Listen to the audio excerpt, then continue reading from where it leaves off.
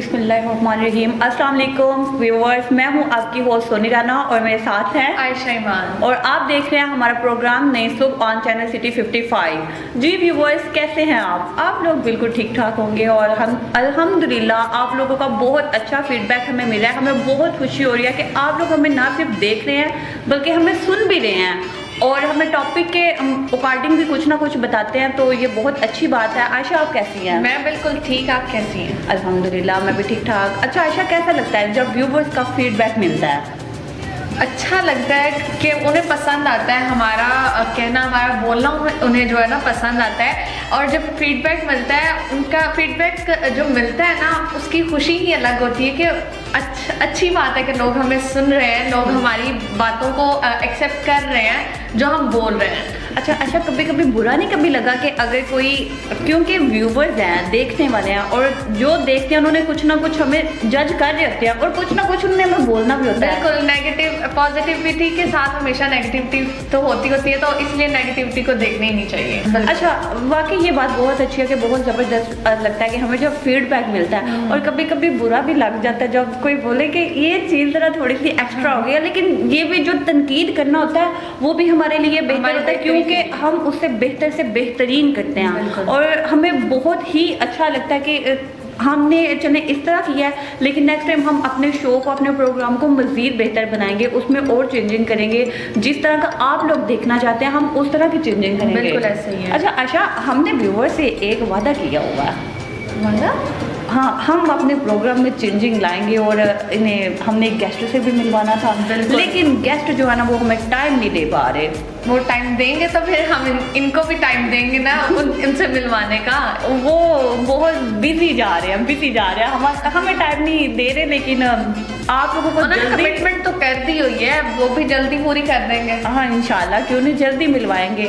अच्छा आशा, कभी कभी फील होता है कि जो व्यूवर्स हैं सिर्फ हम दोनों को देखना चाह रहे हैं, तो कोई नहीं कहते कि चलिए कोई गेस्ट वगैरह भी बुलाएंगे? कभी घर वालों ने नहीं बोला? नहीं, कहते हैं बिल्कुल, क्योंकि गेस्ट जो है शान होती हैं हमारे। फिर जब गेस्ट हम बुला लेते हैं, इंशाल्लाह गेस्ट भी हम जल्दी बुलाएंगे, क्यों नहीं। चले मुझे किसी दिन बुला लेना, मुझे बड़ा आप तो होती ही है। नहीं, मुझे बड़ा शौक है कि आप मेरा इंटरव्यू करें ना, तो मैं देखूं, फिर आपने स्टार्ट भी करना है, ब्रेक भी लेनी है, सब कुछ आपने करना है। मतलब सब कुछ मेरे ऊपर डालना है आपने, सब कुछ आप पे डिपेंडेंट है ना। मैं चाह रही हूँ कि आप भी मेरा कोई इंटरव्यू करें, प्लीज मेरी टीम को भी बोले ना मेरा कोई तो इंटरव्यू किया जाए। इतना तो बोलती हैं आप, ठीक है, अब फिर आपको गेस्ट बुला के फिर इतना बुलवाना पड़ेगा, तो आपकी बोलती बंद हो मतलब कि आप कम बोलेगी, मैं ज्यादा बोलूँगी। लेकिन मैं जब आपके साथ होती हूँ तो मैं कम ही बोलती हूँ। अच्छा आशा,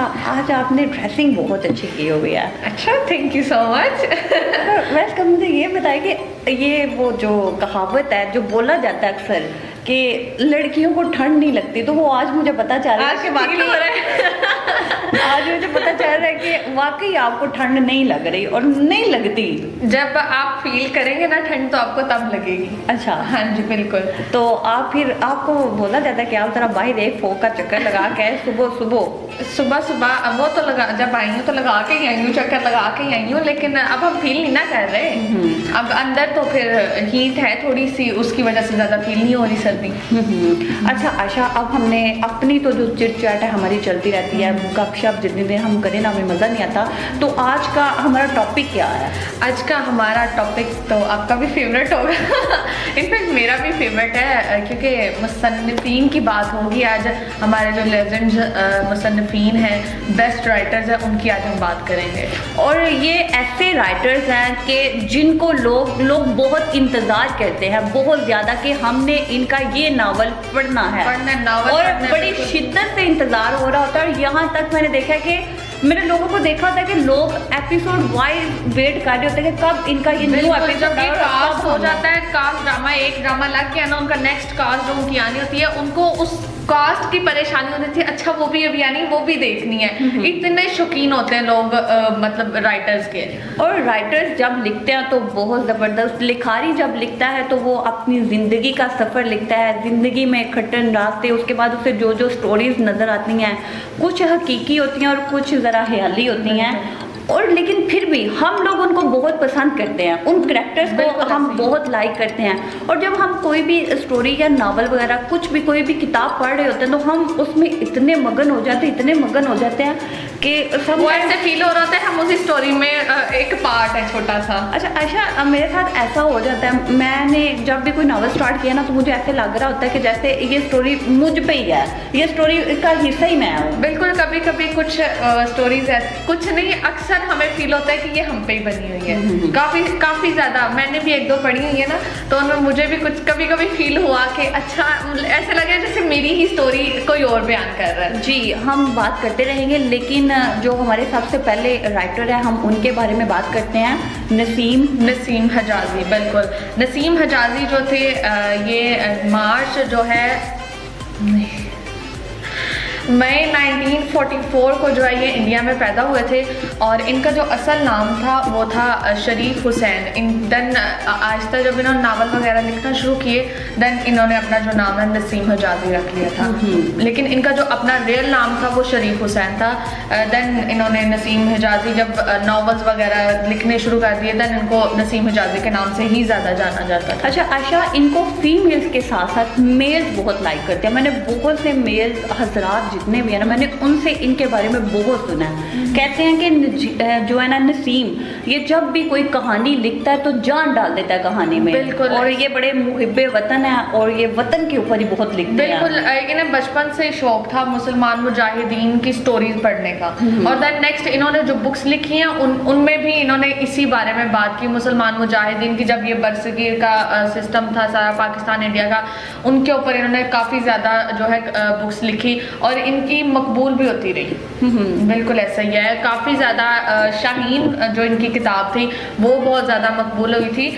इनकी स्टोरीज में यही था, एक जैसे जान नहीं डाल देते, मतलब वो स्टोरी का एक करेक्टर अगर कोई पढ़ रहा है ना उस नावल को तो उसका करेक्टर ऐसे लगता होता था कि वो उस स्टोरी का एक पार्ट बन गया हो। और ये लोगों को मोटिवेट करते हैं कि आपने वतन के लिए जो है ना वो जान देनी है। बिल्कुल, क्योंकि वतन ही जो धरती है, पाकिस्तान जो धरती है, यही हमारी माँ है, यही हमारा सब कुछ है। इसके साथ कभी भी गद्दारी नहीं करनी। और इतना सॉलिड, यहाँ मुझे याद है कि इंटर में इनकी एक कहानी है, आई थिंक तो उर्दू की बुक में इनकी कहानी है, तो वो तब बड़े जंगजू के बारे में, बहुत ज़्यादा जंगजू के बारे में लिखते हैं, आर्मी के बारे में लिखते हैं। और इतना ज़बरदस्त, इतना अच्छा लिखते हैं कि मेरा एक जानने वाले से मिलन हुआ तो मैंने पूछा जी आप मुझे बताएं कि आप किसको सबसे ज़्यादा पढ़ते हैं। उन्होंने कहा कि जी मैं नसीम हिजाजी को बहुत लाइक करता हूँ और बहुत पढ़ता हूँ।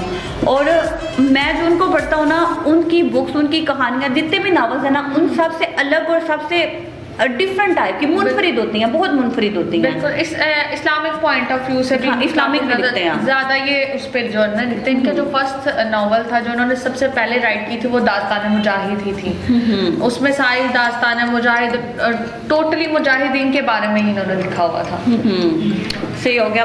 उसमें भी इन्होंने जो बहुत ज़बरदस्त लिखा है, अभी तक मैंने पढ़ा नहीं है लेकिन मैंने उसके बारे में सुना ज़रूर है। क्योंकि हम जो जितनी भी फीमेल्स होती है, हमें आजकल जी हमारे जो फेवरेट है नावल निगार हैं, बुक्स लिखने वाले जितने भी हैं, हमें जो पसंद आते हैं वो निम्रा अहमद, उमैरा अहमद हो गई, बस वो ही आजकल जो सुपर हिट जा रहे हैं वो ही हैं। तो इनको भी बहुत से लोग लाइक करते हैं। ये नहीं है कि लेकिन इनको, मुझे ज़्यादा खुशी इस चीज़ की होती है कि इनको जो मेल हजरात है ना वो बहुत पढ़ते हैं, बहुत शौक से पढ़ते हैं। और वो कहते हैं कि नहीं, हम भी मुजाहिद हैं और हमने भी वतन के लिए कुछ ना कुछ करना है। और कुर्बानी का जज्बा पैदा होता है इनके नावल पढ़ने से।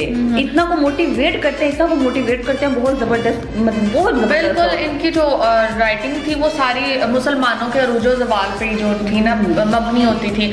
देन इन्होंने जो है सहाफ़त में भी जो है इनका हिस्सा लेते रहे। इन्होंने अपनी जो है एक ज़ाती वो रोज़नामा जी बिल्कुल, ज़ाती रोज़नामा कोहिस्तान के नाम से इन्होंने जो है शुरू किया था।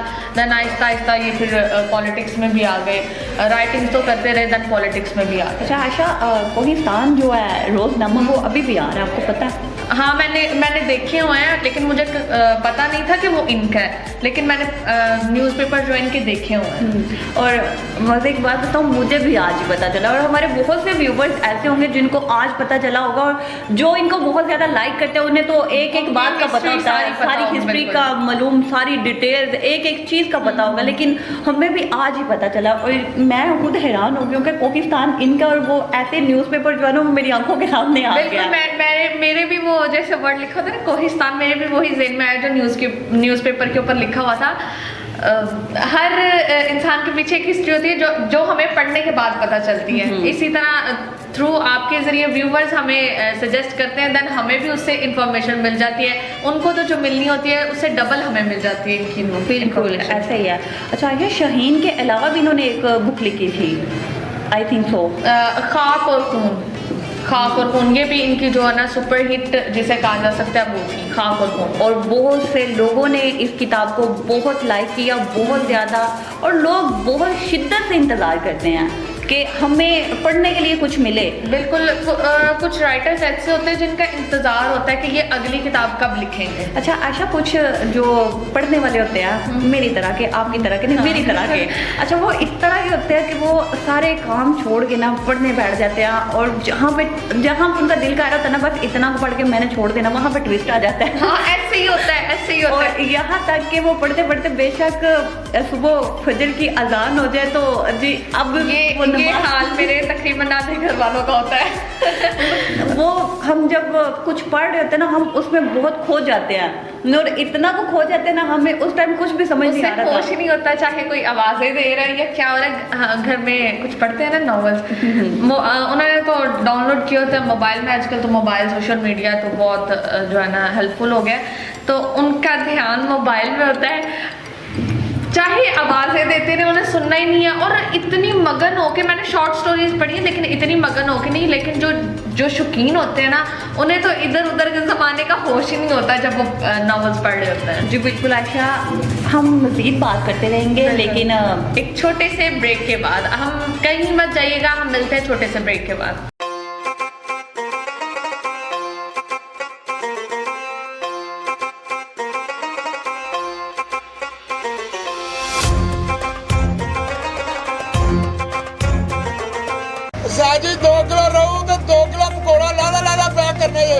जब खाने हो दाल चावल तो जुबान पर एक ही नाम आता है, यादगार दाल चावल। गुड फूड, गुड सर्विस, नाम ही हमारी पहचान। इसके अलावा पाकिस्तानी खाने, जिसमें मुश्का फिश फ्राई, रहू फिश फ्राई, बाम fish fry, finger fish fry, शिंगारी fish fry, beef karahi, chicken karahi, दाल चावल, बड़े पाए, मुर्ग चने, अंडा कोफ्ता, फ्री होम डिलीवरी।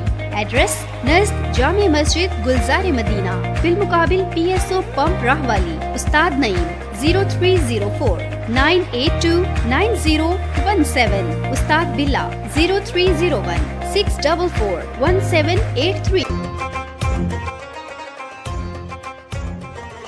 जी वेलकम बैक व्यूवर्स, आप देख रहे हैं हमारा प्रोग्राम नई सुबह on channel city 55 with us. जी, बात हो रही थी नसीम हजाजी पे, और उसके साथ नसीम हजाजी, बहुत ज़बरदस्त आयशा ने बात की, और मैंने वो बात ब्रेक में नोट की।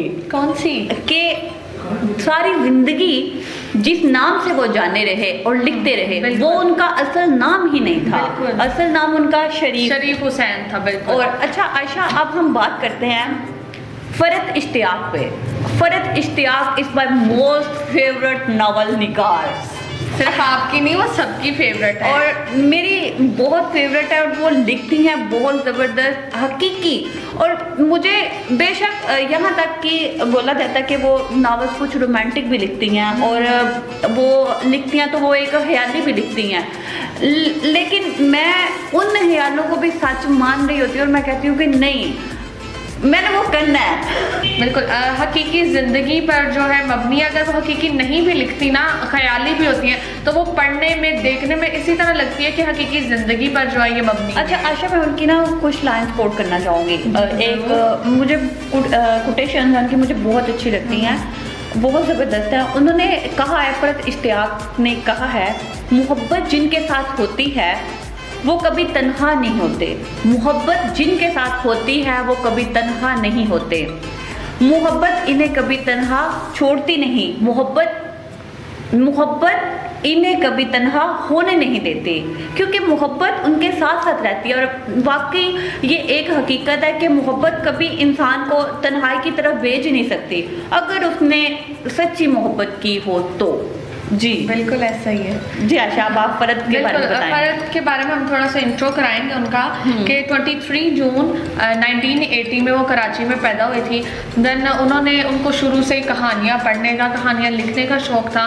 तो जब शुरू था तो स्कूल में, कॉलेज में अपने दोस्तों को कहानियाँ लिख के ना खुद शॉर्ट स्टोरीज लिख के देती थी।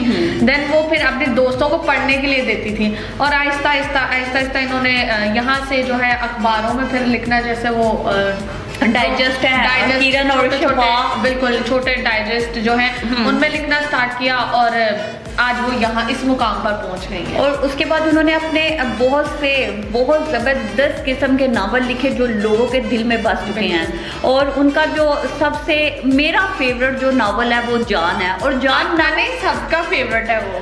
अच्छा आयशा, वो जान नावल ऐसा है कि मुझे ऐसे लगता है कि जैसे वो लिखा ही मुझ पे गया है। उसकी स्टोरी इतनी लॉजिकल, इतनी माइंड ब्लोइंग है कि पढ़ के ना एक दफ़ा जब तक हम वो फीलिंग ना ले आए तब तक उस पढ़ने का मज़ा नहीं। बिल्कुल, आई थिंक तो मैंने वो नावल 2017 में पढ़ा, 17 या 16 में।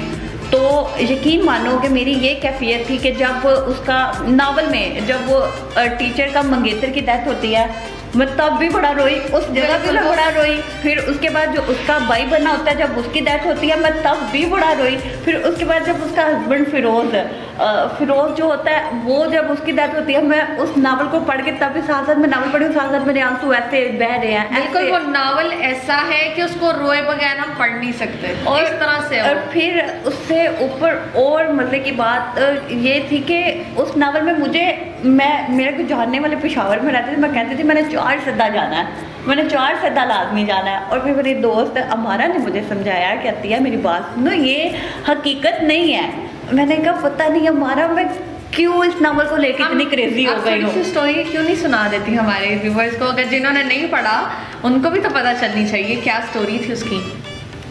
अच्छा आयशा, अब आपने मुझे बोल दिया तो मैं बयान कर देती हूँ। इस नावल में इस तरह था कि लड़की बहुत नील थी, और उसकी जो एंगेजमेंट होती है वो मामू के घर हुई होती है। और उसके मामू का बेटा कहता है कि वो आर्मी में होता है, उसके मामू का बेटा कहता है कि मैंने इसको पढ़ाना है, और वो नहीं पढ़ती, उसको बड़ा समझाते हैं, बस वो सोई रहती है और खाना खाती रहती है। एक दिन वो दोस्तों के साथ गई। इसमें ये भी चीज़ दिखाई गई है, इस नावल में हकीकत बयान की गई है कि आपकी जितनी मर्जी सगी दोस्ती भी हो, कभी कभी सगे रिश्ते भी रिश्ते नहीं रहते, आपका सगा भाई भी नहीं रहता, समटाइम ऐसी कंडीशन हो जाती है।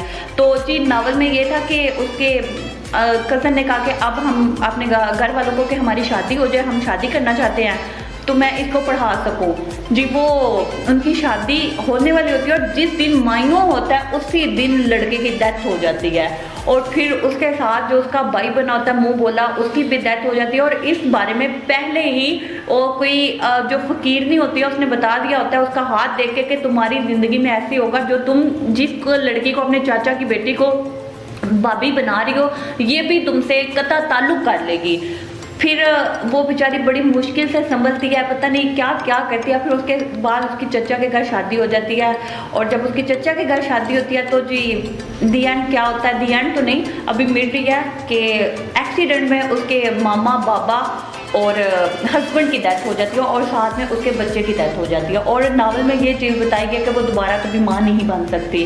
लेकिन एक और लड़का उसकी ज़िंदगी में आता है, लेकिन वो उस वक्त टीनेज होता है, और वो आर्मी ऑफिसर ही होता है। लेकिन वो उस नावल में बहुत ब्रिगेडियर टाइप बन जाता है, कैप्टन हो जाता है। लेकिन उसके साथ ही वो ज़िंदगी वो इसको बहुत लाइक करता है, लेकिन ये कहती है कि मैं बड़ी एज की हो गई हूँ, टीचर बन जाती है। वो कहती है मैं बहुत बड़ी एज की हो गई हूँ, ये छोटा है, मैं कभी भी नहीं करूँगी, मैं कभी भी नहीं करूँगी। वो अपनी फुफ्फो की बेटे के साथ गुस्से में फुफ्फो की बेटे के साथ शादी करता है। देन शादी करने के बाद उसका बेबी होता है, लेकिन वो अपनी फुफ्फो की बेटी को नहीं कहता कि ये तुम्हारी माँ है, वो उस टीचर को कहता है जिसको पसंद करता है, उसको ही बताता है कि ये तुम्हारी माँ है। तो बच्चा भी उसको देख के माँ ही बोलता है और टीचर भी माँ बोलता है। दी एंड पे ये होता है कि उसकी डेथ हो जाती है और फिर उसकी माँ बहुत रोती का कहती है तुम मुझे बता तो देती, क्या था, हम बच्चा अडॉप्ट कर लेते, हम कुछ कर लेते, लेकिन तुमने ऐसे क्यों किया, क्यों तुमने इस तरह किया। और वो फिर कहती है कि अब मैं सारी ज़िंदगी जो है ना इसकी कब्र के साथ गुजार दूँ, क्योंकि मुझे वो नाम बहुत अर्सा तक याद रहा, लेकिन आज मुझे उस लड़के का नाम भूल गया। मतलब बहुत ज़बरदस्त स्टोरी थी। अच्छा आशा, रोंगटे खड़े करने वाली मैंने स्टोरी ये है। नॉवल पढ़ा तो नहीं है, आपसे भी आज सुन लिया, मामा लोग भी बात करती हैं, मतलब मैंने स्टोरी ही सुनी है ज़्यादा, इसी से मुझे तजस्सुस हो रहा है कि मुझे पढ़ना चाहिए। मैंने कभी पढ़ा नहीं है, लेकिन मुझे तजस्सुस हो रहा है कि मैंने अब ये पढ़ना ही और पढ़ना है। मेरी दोस्त मुझे कहती है कि तुम फरत इश्तियाक का मताए जान पढ़ो, ये जान नावल को भी पीछे छोड़ जाता है। मताए जान, बताए जान, then Humsafar, oh. Too much favourite. Humsafar ऐसा नावल है कि मैंने नावल पढ़ के उस ड्रामे को देखा है। अच्छा, देन नॉवल का तो नहीं मुझे पता, लेकिन ड्रामा की कुछ जो कास्ट थी ऐसे लगा था उन दोनों की स्टोरी पे ही ये ड्रामा बना हुआ है। आशा, हम आपसे ना हम सफर का थोड़ा सा सॉन्ग सुनना चाहेंगे। बस मुझे आपने ना, वो हम सफर था मगर उससे हम नवाई ना थी कि धूप छाओ, के धूप छाओ कालम रहा, जुदाई ना थी, वो हम सफर था। अदावतें थी, तगाफुल था, रंजिशें थी मगर बिछड़ने वाले ने सब कुछ था, बेवफाई ना थी, वो हम सफर था। ड्रामा तो जो था, इसका गाने का लिरिक्स ही बहुत मजे का है। बिल्कुल, टाइटल सॉन्ग इसका इतना मजेदार और आशा, मजा आ जाता है मजा सुनने का। आ गया। और अब माशाल्लाह आपकी वॉइस बहुत अच्छी है। Thank you so much. अच्छा, आज मेरी तारीफ करने का दिन है, मुझे जरा ये तो बताए। जी बिल्कुल। अच्छा आशा, फरत इश्तियाक ने एक और चीज़ लिखी है, मुझे वो बहुत पसंद है। कहती हैं मोहब्बत करना और मोहब्बत को निभाना, मोहब्बत करना और मोहब्बत को निभाना हर किसी के ज़र्फ़ की बात नहीं, कि ज़र्फ़ वाले लोग ही मोहब्बत करते हैं। जिन लोगों में ज़र्फ़ हो, काबिल बर्दाश्त हो, वो ही लोग मोहब्बत कर सकते हैं, लेकिन मेरे जैसे गुस्से वाले लोग तो नहीं कर सकते। अच्छा, आप में गुस्सा है, लगता नहीं है। हाँ सीरियस।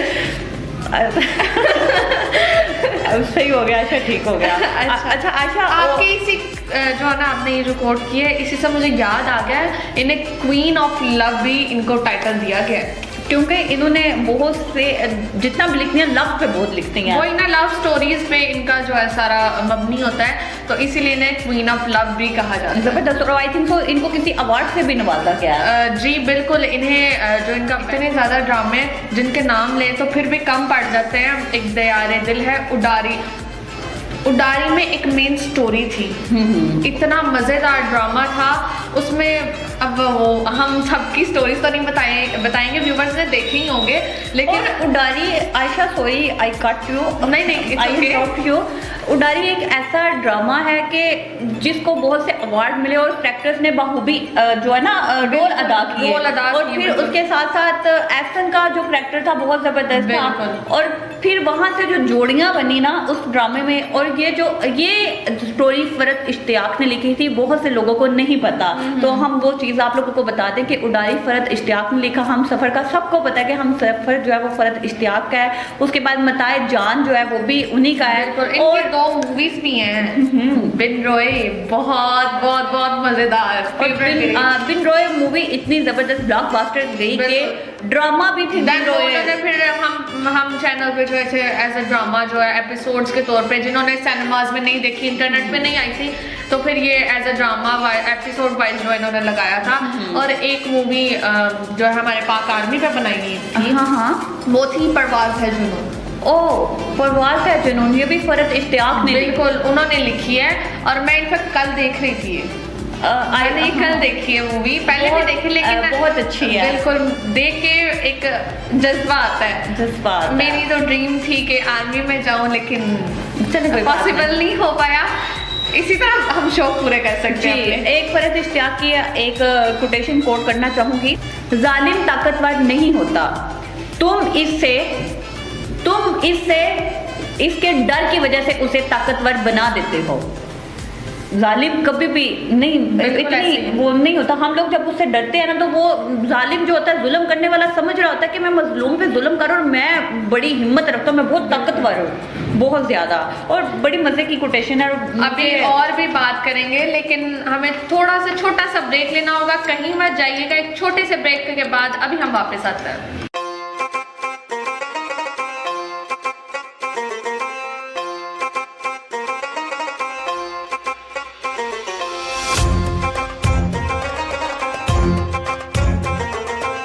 अपने ख्वाबों को दें हकीकत का रंग, मेगा स्टेट के संग। DHA की खूबसूरत लोकेशन, पुरसुकून माहौल, अब DHA में रिहाइश हर किसी की पहुंच में। Mega state DHA file sale office, एक बावकार तर्ज रिहाइश, 5, 8, 10 मरला फाइल्स अवेलेबल। इन्वेस्टमेंट का बेहतरीन मौका। DHA कैंट गुजरांवाला में फाइल्स कैश और आसान इकसात पर। इसके अलावा DC कॉलोनी, अस्करी फेज 1, 2, 3 बाजार एरिया में प्रॉपर्टी की फरोख्त का बाएतमाद इदारा mega estate. Chief executive Mohammad Irfan Hameed Chauhan. Address बिलमुकाबिल DHA office, phase GT road, Rahwali cantt Gujranwala. Contact number 0331 464 3580, 0300 060 7712, 055 382 8444, 0300 060 7709, 0324 7333 927।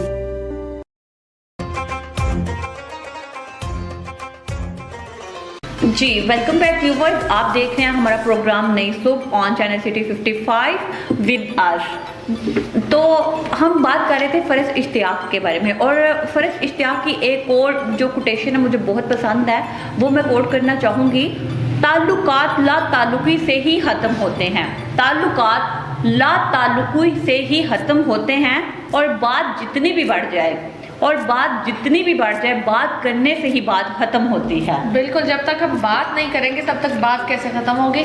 अक्सर रिश्ते ऐसे ही खत्म हो जाते हैं। और अगर हम फ़रज़ इश्तियाक के बारे में बात करें तो आज का हमारा सारा प्रोग्राम भी फ़रज़ इश्तियाक पे होगा, क्योंकि उनकी बहुत ज़बरदस्त कोटेशंस यहाँ बहुत अच्छा लिखा हुआ है और जो दिल को छू जाती हैं। लेकिन अब हम एक और जो मोस्ट फेवरेट है, यहाँ तक कि लोग, उन्होंने नावल से अगर मैं स्टार्ट करूँ, उन्होंने एक ऐसा नावल लिखा, मैं तब सेकंड ईयर में थी, पार्ट 2 में इंटर कर रही थी, पार्ट 2 में, और मेरी जितनी भी दोस्तें थी, फ्रेंड्स थी, यहाँ तक कि टीचर्स भी वो बात कर रही होती थी, और यहाँ तक कि वो वेट कर रही होती थी कि कब एपिसोड आएगा। और यहाँ तक कहा जा रहा होता था कि जहान और उसके बाद मेजर, ये सारा एक ही एंड पे लड़का निकलेगा। मैंने कहना पता नहीं किसके बारे में बात हो रही है, हया के बारे में बात होनी करनी, मैंने कहना कौन है, डीजे के बारे में बात होनी। मुझे उस टाइम आप समझती होंगी शायद किसी ड्रामे की, मतलब किसी फिल्म स्टोरी की बात हो रही होगी या ड्रामे की। नहीं, मुझे इतना तो पता था कि बात जो है ना वो नॉवल की हो रही है। और जैसे जैसे उसके आगे करैक्टर आ रहे थे, फिर टर्की की बात होनी। हाय, टर्की की बात हो तो फिर तो जब वो सारी चीज़ें बताई जानी, मैंने कहना पता नहीं किसकी बात हो रही है। तब मुझे नावल नहीं थे पसंद, पोइट्री पसंद थी, थोड़ी बहुत पोइट्री पसंद थी, ज़्यादा नहीं थी पसंद, लेकिन मैंने कहना पता नहीं किसकी बात। फिर जब मैं आई यूनिवर्सिटी लेवल पे, यूनिवर्सिटी में आई, और आई थिंक तो यूनी के 4th सेमेस्टर में मैं आई, तो फिर जी मुझे वो नावल मिला, और फिर मुझे पता चला कि बात जन्नत के पत्ते की हो रही है। अच्छा, जन्नत के पत्ते। और जन्नत के पत्ते जो नावल है वो सबकी फेवरेट उमैरा अहमद का है जी। थोड़ी सी स्टोरी सुना दे अगर मैंने आगे पढ़ा नहीं है। मैं स्टोरी सुनाऊंगी, क्यों नहीं। उमैरा अहमद की ये जो जन्नत के पत्ते हैं, इनकी स्टोरी सुनाऊंगी। पहले आप ना इनके बारे में कुछ बताएं। जी बिल्कुल। उमैरा अहमद जो है 10 दिसंबर 1976 में सियालकोट में पैदा हुई। जिस तरह फ़रज़ इश्तियाक को बचपन से शौक था, जिनको लिखने का शौक होता है उनको बचपन से ही इस चीज़ का शौक होता है। देन इनका भी यही था कि इन्होंने स्टोरीज लिखना शुरू की छोटी छोटी, देन आहिस्ता आहिस्ता डाइजेस्ट पे आ गए, रोज़नामे पे, इस तरह से इनकी स्टोरी शुरू हुई और देन ये आज इस मुकाम पे पहुंची। लिखना वैसे अगर हम लिख सकते, क्या हम जैसे लोग लिख सकते हैं ये? बिल्कुल आशा, अगर हमें अदब से लगाव होगा तो हम लिख सकते हैं। सम टाइम ऐसा होता है कि हम जब अकेले तन्हा बैठे हो ना, हम बहुत से ख्यालों में खो जाते हैं, और जब उन ख्यालों में हम खो जाएं तो हम उन ख्यालों में बैठ के बहुत अच्छा लिख सकते हैं। हम अपने ऊपर अगर मैं सम टाइम कहती हूँ अगर मैं अपनी स्टोरी लिखूँ ना, मेरी किताब बहुत फेमस जाए। तो फिर लिखना क्यों नहीं शुरू कर देती है? मैं ये कहती हूँ, मुझे कुछ अर्सा कबल शौक़ पैदा हुआ, मैंने अपने बारे में मैंने किसी के साथ शेयरिंग ना करनी, मैंने सारी चीज़ें ना अपनी एक डायरी पे लिखना शुरू कर देनी। वो जी मैंने कहा अगर मैं ना रहूँ दुनिया में तो तब मेरी डायरी पढ़ी जाए। वो मेरी दोस्त ने जी मेरी डायरी पढ़ ली, उसके बाद मुझे शौक़ ही नहीं पैदा हुआ कि मैं डायरी में कुछ मज़ीद लिख सकूँ। अच्छा। लेकिन मैंने उस डायरी में एक एक मोमेंट को कैप्चर करके लिखा, हर मोमेंट को लिखा। आजकल तो हम लोग स्टेटस लगा देते हैं, कैप्चरिंग करते हैं, पिक्स एज अ मेमोरी के तौर पे रख लेते हैं कि ये हमारी बहुत अच्छी जो है मेमोरीज हैं। लेकिन मैं कहती हूँ कि लिखना चाहिए। मेरे ख्याल से आप अपने दिल का हाल अल्लाह के साथ बयान करें या अपनी डायरी के साथ बयान करें। मुझे नहीं लगता, मैं समटाइम ये समझती हूँ कि दोस्तों के साथ भी नहीं करना चाहिए। कभी कभी दोस्त भी दगा कर जाते हैं, और ऐसा दगा करते हैं कि आप सोच नहीं सकते।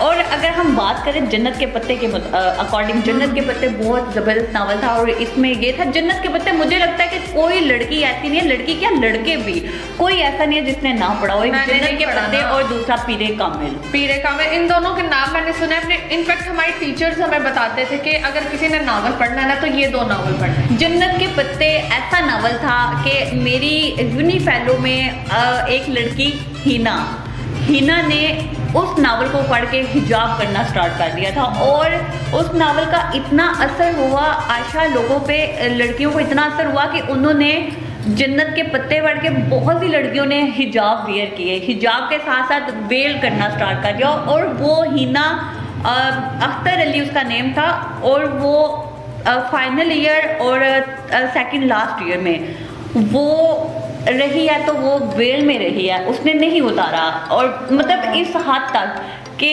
एक बड़ी अच्छी बात है। कभी कभी कुछ ऐसे वाकयात हो जाते हैं, कुछ लम्हे ऐसे आ जाते हैं कि इंसान की जिंदगी बदल देते हैं। इसमें ये था कि अहिया स्टूडेंट थी यूनिवर्सिटी की, और उसमें स्टूडेंट एक्सचेंज होते हैं, ऊपर टर्की चली जाती है। टर्की में उसकी पुप्पो होती हैं, और उसका जो कज़न होता है वो ISI में होता है, और वो एक आर्मी ऑफिसर भी होता है। लेकिन वो बेस बदल किसको मिलता है, वो इसका ख्याल भी रखता है। अच्छा। साथ साथ इसका ख्याल भी रखता है, लेकिन वो इसकी हिफाजत भी करता है कि इसको कोई नुकसान ना पहुंचे। लेकिन एक वक्त ऐसा आता है कि इसकी दोस्त जो इसके साथ गई होती है, अच्छा सम टाइम आशा ऐसा होता है कि कुछ लोग जो है ना कुछ लोग हतीजा को हतीजा नहीं बोलते, पता नहीं कुछ अजीब करके बोलते हैं, अरेबिक में बोलते हैं खदीजा, आई थिंक। हाँ, इस तरह करके, और कुछ हुदैजा बोलते हैं जी, मतलब कि हुदैजा। लेकिन मैं क्लियरली नहीं बता सकती क्योंकि मैं हतीजे बोलती हूँ। तो उसमें लड़की का नेम हतीजा था, उसकी दोस्त का, और उसको डीजे कहा जाता है। वो कहती है कि मुझे डीजे बोले। अच्छा आप देखो, हम लोग अपने लैब में, कंप्यूटर लैब में हम बैठे, और मैंने ना वो नावल स्टार्ट किया है। सारे चले गए जितने भी मेरे यूनिट फेलो, और मैं उधर बैठ के नावल पढ़ रही हूँ। जब मैं पढ़ती हूँ ना कि डीजे की डेथ हो गई है, मेरे आंसू नावल के ऊपर गिर रहे हैं कि मैं कहती हूँ कि कैसे हो सकता है। और वो इतना डर जाती है। और फिर उसमें उस नावल में उमैरा अहमद ने टर्की की सकाफत दिखाई है, उसकी खूबसूरती दिखाई है, एक एक चीज़ दिखाई है कि मुस्लिम्स किस तरह रहते हैं और कितने नीट एंड क्लीन। और वहाँ से मतलब मैंने उस नावल को पढ़ के ना आपको अंदाज़ा हो सकता है कि आप उसी नावल में टर्की की सैर कर सकते हैं। अच्छा, हाँ, फिर तो मैं जरूर पढ़ूंगी बिकॉज टर्की तो मेरा ख्वाब है। नीली मस्जिद का जिक्र हुआ, फिर उस जगह पे हजरत मूसा का जो आसा है उसका जिक्र हुआ। फिर उसके बाद कबूतरों वाली जो कबूतर ही कबूतर है एक जगह पे, उसका जिक्र हुआ। बहुत सी चीज़ों का जिक्र हुआ। खूबसूरत तरीन जो जगह है तुर्की की, मैंने सुना उसका भी जिक्र किया गया। हाँ, बहुत ज़्यादा ट्रेन का जिक्र होना। अब फिर एक एक चीज़ का, वहाँ के लोगों का, ईमानदारी का बहुत ज़बरदस्त उसमें लिखा। फिर एट द एंड के उसके साथ एक हैया के साथ एक मिसहैप हो जाता है। जब वो मिसहैप होता है ना, उसके बाल बहुत खूबसूरत होते हैं, बहुत खूबसूरत। नावल में दिखाया कि उसके बाल जो है ना बहुत खूबसूरत है। और देन जब उसे किडनैप किया जाता है तो पता नहीं उसके ऊपर क्या क्या गिराया जाता है, उसके बाल। फिर वो प्रॉपर जो है ना वेल करना स्टार्ट कर देती है, निकाब में रहती है, हिजाब करती है। और सारे कहते हैं कि ये क्यों इस्लामी हो गई है। वो एक मॉडर्न लड़की और एक इस्लामी पॉइंट ऑफ व्यू से अब हम खुद को देख ले, हम फुल मॉडर्न हैं, ठीक है। अब हम कोई नमाज पढ़ लें या कुछ भी कर लें तो हमें लोग कितनी बातें करेंगे। बिल्कुल ऐसा है जो नहीं, बस वही कहा ना, जिंदगी के कुछ लम्हात ऐसे होते हैं जो जिंदगी बदल देते हैं। और उसके बाद पीरे कामिल, और ये बात सच है कि आपको जो मजहब पे लोग लगाते हैं ना, बहुत ऐसा होगा कि बहुत से लोग ऐसे होंगे कि उन्हें बोला जाएगा आप मुस्लिम हो जाए, लेकिन जब वो मुस्लिम हो जाते हैं ना वो अपने उस मजहब के रहते हैं और ना ही वो हमारे मजहब के रहते हैं। हम लोग उनको नहीं लाइक करते हैं, हम कहते हैं नहीं, क्योंकि ये हकीकत है। और अगर देखा जाए तो ऐसे ही होता है। और उसमें वो लड़की मरज़ई होती है और मरज़ई से वो मुसलमान होती है। जितनी टफ लाइफ उनकी हो जाती है ना उनके अपने उनको जीने देते हैं, ना हम जैसे मुसलमानों ने। और जो है ना वो पीरे कामिल, उसकी मुझे एक चीज़ बड़ी अच्छी लगी कि उसमें एक तो वो सलार का जो IQ लेवल है वो आउटस्टैंडिंग बताया गया। फिर उसके बाद उसको वो मौत को देखना चाहते कि मौत किस तरह की होती है, लेकिन जब उसे वो चीज़ सारी पता चल जाती है और वो फिर तौबा करता है और फिर जो एज अ मजाक के तौर पे उसके साथ निकाह करता है, लेकिन 9 साल इबादत करता रहता है कि वो मुझे मिल जाए। बिल्कुल, मुझे अब वो याद नहीं आ रहे, वो मैंने भी वहाँ से कुछ सुना हुआ है। और मैं क्यों खाना काबा के सामने होता है, वो दुआ मांग रहा है कि ए अल्लाह मुझे माफ़ कर दे। उसका वो बोलना, उसका वो वर्डिंग मुझे नहीं भूलती, मुझे भी बहुत पसंद है वो, उसकी वर्डिंग का कमाल है। जी, उसके बाद आप बताएं, अगर नावल पे बात करते रहेंगे तो मेरे ख्याल से मैं तो पूरा प्रोग्राम ही नावल्स पे बयान कर दूंगी। बिल्कुल जी।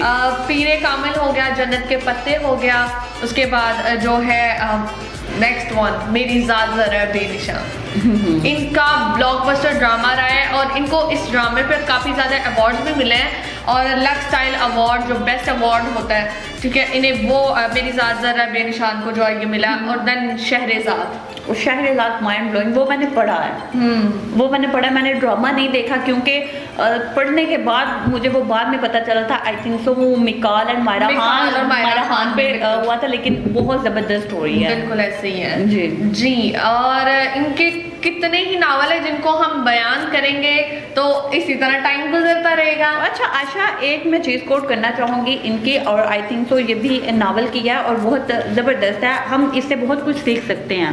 कहते हैं बाज़ दफ़ा खामोशी के बड़े फ़ायदे होते हैं, बाज़ दफ़ा खामोशी के बड़े फ़ायदे होते हैं। ये आपसे बड़े बड़े फ़ैसले लम्हों में करवा लेती है, ये आपसे बड़े बड़े फ़ैसले लम्हों में करवा लेती है। वो फ़ैसले वो ऐसे होते हैं शायद बहुत वक्त लग जाए, और वाकई बहुत से फैसले ऐसे होते हैं कि शायद बहुत वक्त लग जाए। और खामोशी जो है ना वो आपको बहुत फ़ायदे दे देती है। मेरे ख्याल से बाकी इंसान को गुस्सा नहीं करना चाहिए, खामोश रहना चाहिए। बिल्कुल खामोश रहना, गुस्सा करने से बेहतर इंसान खामोश रह जाए। बिल्कुल। और अच्छा आशा, आई थिंक सो इन्होंने एक और भी लिखा और ड्रामा लिखा था, बागी वो था एक एक्टर कह लें या मॉडल कह लें, वो एक्चुअली में स्टोरी पे बिल्कुल कंदील बलोच की स्टोरी पे हुआ था और बहुत जबरदस्त फेमस। और सबा कमर ने उसकी एक्टिंग ऐसे लगता था वो उसी का कैरेक्टर और वो वही निभा रही है। और वैसे भी सबा कमर आई थिंक तो थोड़ी कंदील बलोच के साथ मैच हो रही थी। सबा कमर जरा स्लिम एंड स्मार्ट है और कंदील बलोच जरा आपकी तरह। बिल्कुल वही ना, उसने कैरेक्टर को इस तरह से निभाया कि ड्रामा देखने का मजा आ गया। उसने स्टोरी की एक एक चीज को बयान किया, इतनी मजेदार स्टोरी थी। जिन्होंने नहीं ना देखा ड्रामा, ये बागी जरूर एक दफा तो जरूर देखें, आपको मजा आएगा। बिल्कुल। आपने देखे? मैंने थोड़ा थोड़ा देखा, लेकिन कंदील बलोच की सारी स्टोरी मुझे पता है, मतलब हम सबको ही पता, हम सब भी जानते हैं, तो मैं कहती हूँ कि रहने दे इसको। लेकिन यहाँ तक कि मेरी बहुत दोस्त हैं जो अल्हम्दुलिल्लाह, मेरी कुछ फ्रेंड्स बहुत इस्लामी हैं। अच्छा। मैं जरा थोड़ी सी मॉडर्न तो वो मेरी दोस्त है, उन्होंने भी कहा कि तुम बागी जरूर देखो सोनी, तुम्हें बहुत पसंद आएगा। नहीं, वो ड्रामा बिल्कुल उस तरह से नहीं है, लेकिन वो चीज़ें कट की गई हैं, लेकिन ड्रामे में हकीकत बयान की गई है। बाकी जो है चीज़ आपको आपका असल चेहरा दिखाया गया, और बाकी हमारी सोसाइटी इस तरह की है। आयशा ब्रेक लेनी चाहिए। बिल्कुल, छोटी सी ब्रेक, अभी बातें करते रहेंगे और टाइम गुजरता रहेगा। छोटी सी ब्रेक लेंगे और ब्रेक के बाद वापस आएंगे, कहीं मत जाइएगा। Will be right back in just a minute.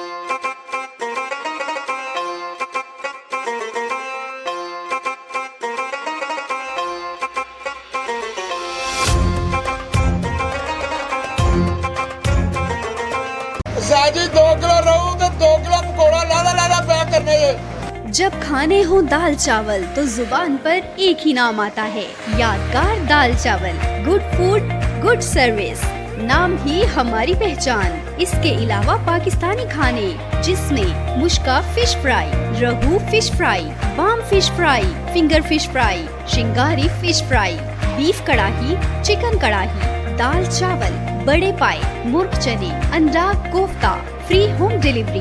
Address नज़द जामे मस्जिद, गुलजार मदीना, बिलमुकाबिल PSO पंप राहवाली। उस्ताद नईम 0304 982 9017। उस्ताद बिल्ला 0301 644 1783। जी वेलकम बैक व्यूवर्स, आप देख रहे हैं हमारा प्रोग्राम नई सुबह on channel city 55 with Asha Iman and Soni Rana.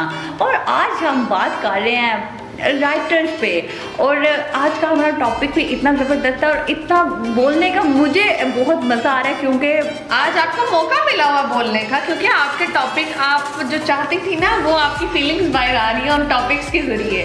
Actually में मैं नावल्स अगर पढ़ने लग जाऊँ तो मैं जान नहीं छोड़ती। और आजकल इस तरह हो रहा है कि सोशल मीडिया पे बहुत से राइटर हैं, हमारी तरह की लड़कियां जिनको शौक पैदा होता है कि हम कुछ ना कुछ लिखें, लेकिन वो उस तरह का लिख नहीं पाती। उन जितने भी नावल्स हैं ना, उनमें रोमांटिक चीज़ें बड़ी दिखाई जा रही हैं कि वो और कुछ नावल्स इस तरह के, मैंने लास्ट टाइम इतने नावल्स सोशल मीडिया पे पढ़े हैं, स्पेशली फेसबुक पे। उनमें जितने भी करैक्टर हैं ना, वो शाह के करैक्टर हैं। और मैं नावल पढ़ के कह रही हूँ, हर नावल शाह पे है, हर नावल शाह पे है। और उसके साथ साथ ये भी है कि वो उसमें लड़के को जालिम दिखाया जा रहा होता है कि लड़का मार रहा है, मार कुटाई, फिर उसके बाद देन जाके फिर कहीं प्यार हो रहा है, कहीं कुछ है, शादी होती है, फिर मार, ये वाली चीज़ें दिखाई जा रही हैं। लेकिन आप लेके चलें, मैं कहती हूँ कि सोशल नावल आपकी ज़िंदगी बदल देते हैं। बिल्कुल। सोशल नावल पढ़ने से ज़रूरी नहीं आप किताब भी पढ़ें, लेकिन सोशल जो नावल है ना, वो आपको बहुत सी चेंजिंग आपकी लाइफ में ले आता है। जैसे पीरे कामिल और जन्नत के पत्ते, ये सोशल है, इनमें रोमांटिक कुछ नहीं है। और यहाँ तक कि जन्नत के पत्ते का पार्ट 2 आबे हयात है, और आबे हयात भी बहुत ज़बरदस्त है। बहुत से लोगों ने कहा, लेकिन मैंने आबे हयात नावल पढ़ा और जन्नत के पत्ते और पीरे कामिल, यू बिलीव दैट कि मैंने जन्नत के पत्ते 2 दिनों में ख़त्म किया।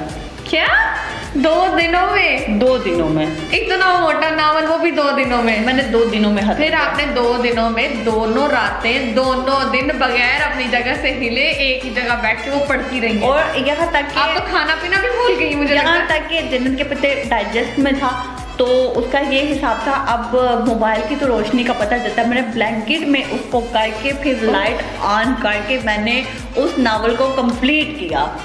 ये हाल होता है तो जसूस बढ़ जाता है। वो जिनको शौक होता है ना, आप जैसे लोगों को शौक होता है, फिर वो भूल जाते हैं क्या दुनिया है और क्या चल रहा है दुनिया में। कुछ नहीं। हम मज़ीद बात करते रहेंगे, क्योंकि अगर हम बात कर रहे हैं नावल्स पे, तो इन नावल्स के बारे में बयान करें तो मेरे हाथ से एक दिन मैं एक अलग प्रोग्राम रखूंगी, सिर्फ अपना मैं बोलती जाऊंगी। उसमें सिर्फ फिर एक दिन में एक नावल की बात होगी। जी बिल्कुल, इस तरह से कहें ना। जी बिल्कुल ऐसा हो सकता है। जी अब हम आते हैं एक बहुत अदीब से ताल्लुक़ रखने वाली खातून, ऐसी खातून जिनका नाम, जिनका जिक्र भी मैं ऐसे नहीं कर सकती। उनके लिए मुझे खुद बहुत बाअदब होकर बात करनी पड़ेगी, और उनके अल्फाज का चुनाव, उनकी कोटेशन, उनकी एक एक बात, जिंदगी का तजर्बा, जिंदगी की तल्ख हकीकतें, और ऐसा बयान करना कि वाकई, और उनकी कोटेशन को अगर पढ़ा जाए तो आपको पता चल जाएगा कि ये बात 100% नहीं, 1000% ठीक है। तो हम बात कर रहे हैं बानो कुदसिया की, बिल्कुल हर दिल की धड़कन। बिल्कुल। और इनकी कोटेशंस ऐसी होती हैं, इतनी ज़बरदस्त होती हैं कि हर जितने भी लोग हैं, सुनने वाले, पढ़ने वाले, वो कहते हैं कि इस बात में दम है। एक ऐड करना चाहूँगी, मिडिल क्लास लड़की को बदनामी का बड़ा डर होता है। मिडिल क्लास लड़की को बदनामी का बड़ा डर होता है। ये इश्क नहीं करती, ये शोहर तलाश करती हैं। बिल्कुल ऐसे ही बात है, ऐसी ही बात है जी। इनकी बात इतनी ऑथेंटिक होती थी, इतनी ऑथेंटिक कि उसको कोई गलत साबित नहीं कर सकता था। इस तरह से वो, अगर अक्सर ऐसा हुआ था कि वो अगर बैठे बैठे, जैसे हम लोग बात कर रहे हैं, वो बैठे बैठे ही कोई ऐसी बात कर देते थे कि दूसरा सामने बैठा हुआ वो उनका मुंह देखता रह जाता था कि इन्होंने ये बात कह दी और मैं इसको कह भी नहीं सकता कि आपने कुछ गलत कहा। इस तरह से उनकी बात ऑथेंटिक होती थी। वाकई आप ठीक कह रही हैं आशा। और एक और इनकी कोटेशन ऐड करना चाहूँगी, मुझे जी, बहुत ज़रूर। पसंद है। कहते हैं जब तक इंसान दूसरे की जगह पर खड़ा ना हो, जब तक इंसान किसी दूसरे की जगह पे खड़ा ना हो, तब तक उसे पूरी बात समझ नहीं आती। ऐसे ही है, बिल्कुल। और ये है कि जब तक हम दूसरों की सुनते हैं हमें समझ नहीं आती, लेकिन जब हम पे गुजर रही होती है तब हमें हकीकत का पता चलता है और हम कहते हैं कि जो अगला बंदा बोल रहा था वो ठीक बोल रहा था। लेकिन इस तरह की गलतियों का एहसास हमें जब खुद पे आती है ना, वो तब हमें होता है। तब होता है, अदरवाइज हम लोगों के हम तजर्बे सुनते भी रहे ना। अच्छा अच्छा, लोग हमारे साथ अपने तजर्बे बयान करते रहे, हमें बताते रहे, हम कहते हैं नहीं हमारे साथ ऐसा नहीं हो सकता, लेकिन जब हमारे साथ ऐसा होता है तो फिर हमें पता चलता है कि ये बात तो बिल्कुल ठीक है। और मैं कहती हूँ कि आप अपने बड़ों के पास बैठा करें, अपनी सिस्टर के पास, आंटी, दादी और उसके बाद मदर के पास, वो आपको जो भी बताए ना वो आपको अपनी जिंदगी का तजुर्बा बता रहे हैं। और आपको उस टाइम समझ में नहीं आएगा, लेकिन जैसे जैसे आपकी जिंदगी आगे बढ़ रही होगी, अगले मुकाम पर आप जा रहे होंगे, आपको तब एहसास होगा कि हमारे बड़े हमें ठीक बता रहे थे। बिल्कुल ऐसा ही है। हम उस वक्त इग्नोर कर देते हैं, लेकिन जब वो वक्त हमारे पे आता है ना, हम वो सोचते हैं कि उसने हमें समझाया था, हमने वो नहीं समझा। बिल्कुल। पर जब समझने का वक्त आता है ना, वो गुजर गया होता है। और एक और मुझे इनकी बात बहुत पसंद है, वो कहती हैं कभी भी शादी के खाने की बुराई ना करें, क्योंकि बेटी का बाप पूरी उम्र लगा देता है सिर्फ उस वक्त के खाने के लिए। ये हर बाप की ये जो स्टोरी है ना, हर एक, मुझे लगता है हर बाप के दिल की ये स्टोरी इन्होंने बयान कर दी है।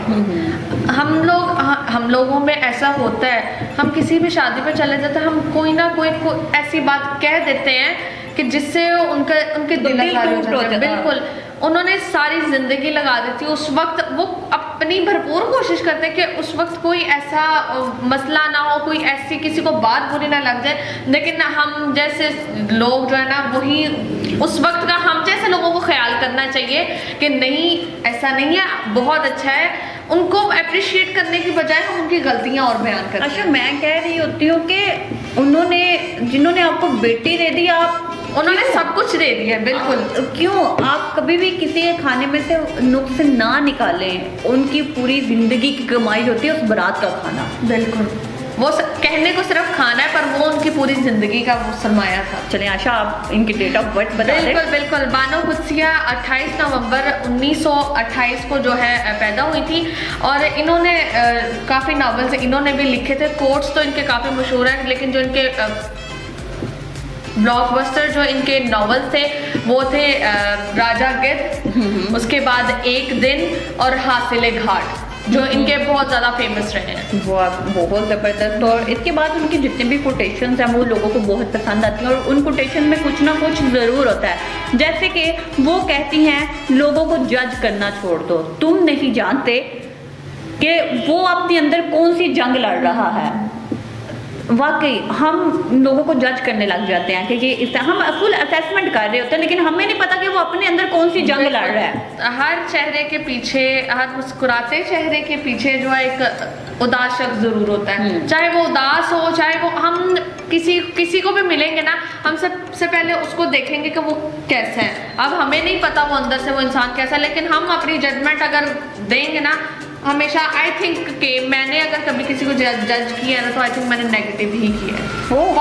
नहीं ऐसी बात नहीं है, पॉजिटिविटी भी आती है, लेकिन सिर्फ मैं अपनी बात नहीं करती, काफ़ी लोगों को मैंने देखा है कि वो नेगेटिव ही दूसरे को लेते हैं। बिल्कुल। और उसके बाद कहती हैं मोहब्बत अपनी मर्जी से खुले पिंजरे में तोते की तरह बैठे रहने की सलाहियत है। मुझे इसकी समझ नहीं आई। मोहब्बत अपनी मर्जी से खुले पिंजरे में तोते की तरह बैठे रहने की सलाहियत है।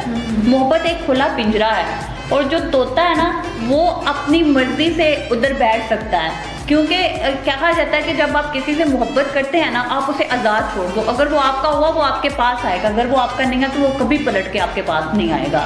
लेकिन इस बेअदब को समझ नहीं आएगी। नहीं, मुझे काफ़ी बातों की समझ आ गई है, शुक्र है। और बानो कुस्तिया की और भी बहुत से कोटेशंस हैं, बहुत, और जो मेरी मोस्ट फेवरेट है, जो मुझे खुद बहुत अच्छी लगी है, वो भी मैं आपको बताऊंगी। लेकिन हम इनसे पूछते हैं कि इनको बानो कुस्तिया की कितनी को समझ आई है। अब आप ना ज़्यादा ही हो रहा है। मुझे समझ आई है, इनकी जो अदब वाली बातें वो मुझे समझ आ जाती है, ये जो शेर व शायरी मुझे ये समझ नहीं आती। अच्छा आशा, वैसे इनकी जितनी भी कोटेशंस होती हैं बड़ी ज़बरदस्त किस्म की होती हैं। हर कोटेशन में ना डीप थिंकिंग होती है, बहुत गहरी सोच होती है। अगर उसे सोचा जाए तो कुछ ना कुछ खासियत बहुत ज़बरदस्त किस्म की होती है कि मज़ा आ जाता है कि वाकई ये बात बड़ी ज़बरदस्त है। बिल्कुल ऐसे ही और है। फिर उनके अशफाक अहमद के साथ समझने वाली तब है ना जब हम इसको समझें। और फिर अशफाक अहमद के साथ उनके ज़िंदगी का तजर्बा, बहुत कुछ वो बयान करती हैं, बहुत कुछ वो लिखती हैं, और उन्होंने बहुत ज़बरदस्त लिखा है। अगर हम उनकी ही कोटेशन पढ़ लें ना, हम अपनी ज़िंदगी को बहुत संवार सकते हैं। बिल्कुल ऐसे ही। और एक और जो मेरी मोस्ट फेवरेट है, और वो मैं आप लोगों को आज का मैसेज भी देना चाहूँगी। मेरी तरफ से मैसेज भी है और मेरी मोस्ट फेवरेट कोटेशन भी है। लेकिन आप आज के हवाले से क्या कहना चाहेंगे? आज के हवाले से मैं यही कहूँगी कि अगर मुसन्निफ़ीन राइटर्स की बात की जाए तो वो इतनी ऑथेंटिक बात करें कि जो हमारे लिए मैसेज हो, नेक्स्ट जनरेशन के लिए मैसेज हो, और एक पॉजिटिव फील लेके आए। हाँ, अपने ड्रामाज में ये रोमांटिसिटी से बाहर आके इसको जो है पॉजिटिविटी की तरफ लेके आए, ताकि हम इंसानों के अंदर भी पॉजिटिविटी, अगर हमारे अंदर नेगेटिविटी है वो ख़त्म हो जाए और पॉजिटिविटी हमारे अंदर है। बहुत ज़बरदस्त आयशा आपने मैसेज दिया है, और बाकी ऐसा होना चाहिए कि हमें पॉजिटिव ही तरफ चलना चाहिए, नेगेटिव जो है ना उन चीज़ों को निकाल देना चाहिए।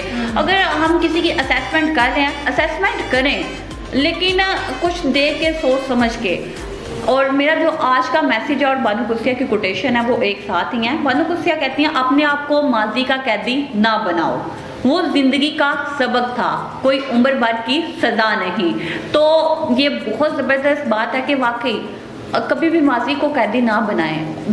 वो जो था सो था, वो ज़िंदगी का सफ़र था, कोई आपकी उम्र भर की सज़ा नहीं, आप उसको छोड़ दें। बिल्कुल, पास्ट था, गुजर गया, अब आगे आपका फ्यूचर, आप उसको देखें, बस जिए और देखें कि आपको एक बहुत अच्छा सबक मिला। और आपकी ज़िंदगी में भी जितने भी हादसे होते हैं ना, वो आपको आपके लिए एक लेसन है, आप उसके ऊपर गौर करें। और आपको आज का हमारा प्रोग्राम कैसा लगा हमें फीडबैक दीजिएगा, और बहुत सी दुआओं में याद रखिएगा, क्योंकि प्रोग्राम का वक्त वो अख्ताम पज़ीर से भी ऊपर हो चुका है, और हमें दुआओं में याद रखिएगा। इसी के साथ हम दोनों होस्ट को दें इजाज़त। इंशाल्लाह कल इसी टाइम, इसी वक्त, इसी प्रोग्राम में नए टॉपिक के साथ आपसे मुलाकात होगी।